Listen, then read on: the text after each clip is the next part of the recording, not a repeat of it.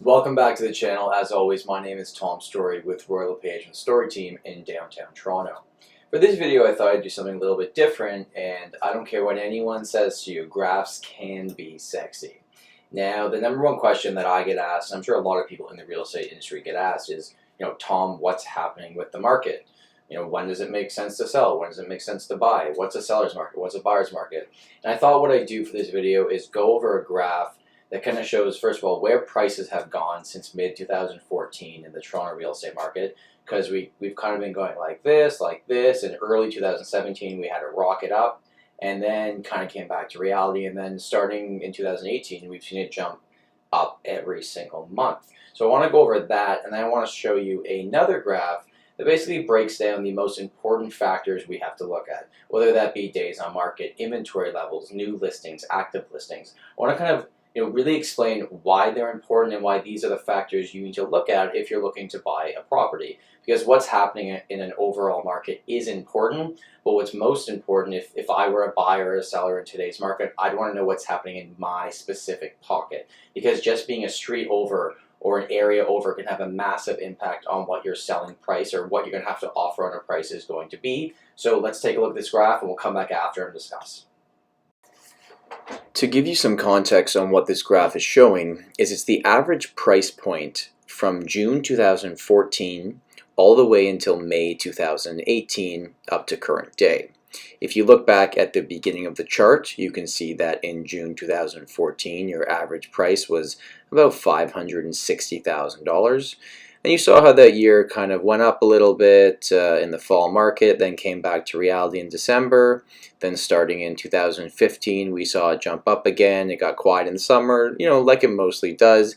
And, overall, basically until January 2017, we had what was a fairly active, healthy market.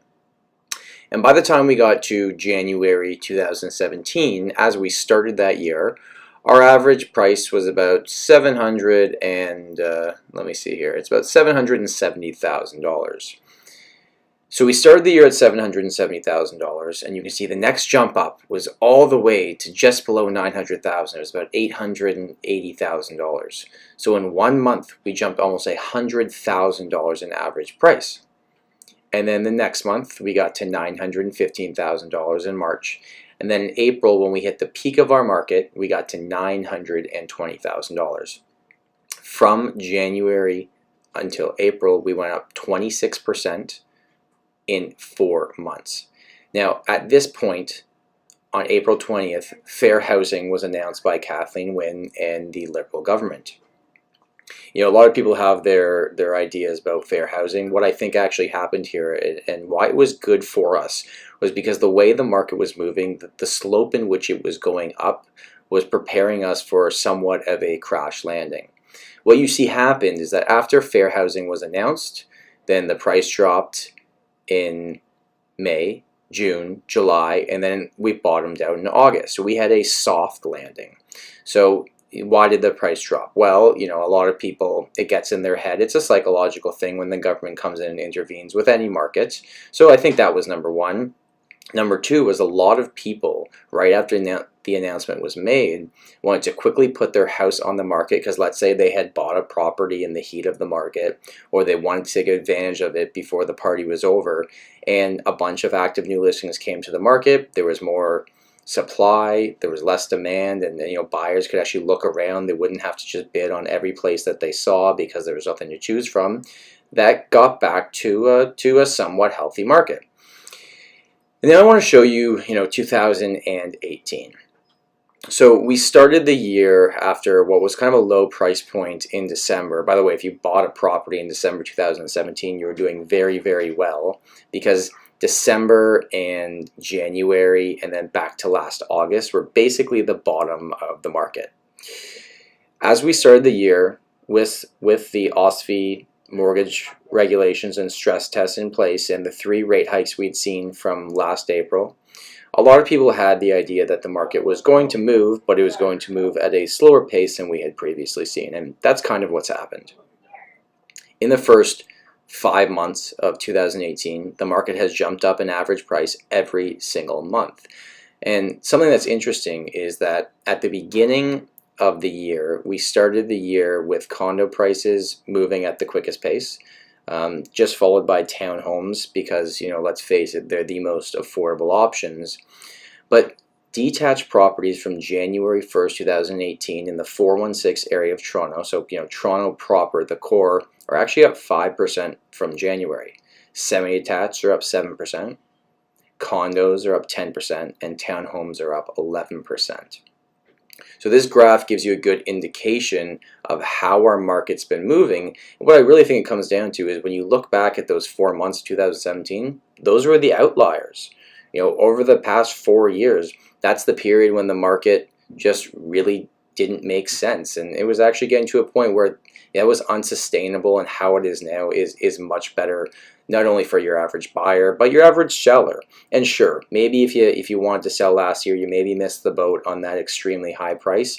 But if you're selling and buying in the same market, it's all relative. So maybe you didn't sell last year, but the property that you're going to buy is also worth a lot less money this year. So I think that's really how we have to look at it. Now, quickly, something that I talked about at the beginning of the video was what you need to know if you're actively thinking about selling your property or buying your property. And what are the things that need to be top of your list to educate yourself before making that decision.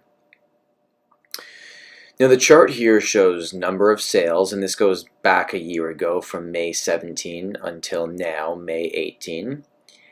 And it shows you how many sales happened every month. It shows you how many active listings there were. It shows you the months of inventory. I think the months of inventory is potentially the most important number you need to know if you're actively looking to buy or sell real estate. If you look at the months of inventory on this chart, and that's the third row down, you see last May was at 1.81 for the entire GTA market. We rank months of inventory where if it's under 3 months, it's considered your typical seller's market. 4 to 6 months of inventory is a balanced market, and 6+ months of inventory is a buyer's market. So even through what happened last year with fair housing and prices really coming down and inventory going up, the highest that we ever got was 3.17 months of inventory in July of 2017.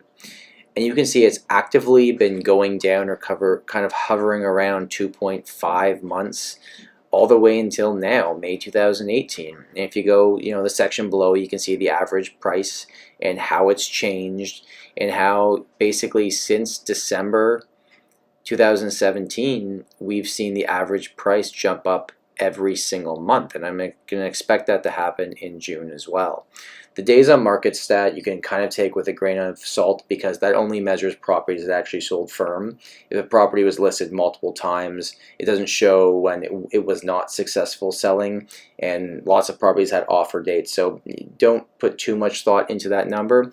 But this is another graph that is really interesting, and if you want to have this sent to you every single month, I'm going to set up an email list where this really breaks down the most important numbers that you need to know. Alright, I know that was a lot of information, but I hope you found it valuable. If you have any questions about this, I'd love to hear your comments down below. And if you liked our video, as always, please give us a like, or maybe hit subscribe if that's something that you're into. I'll talk to you soon.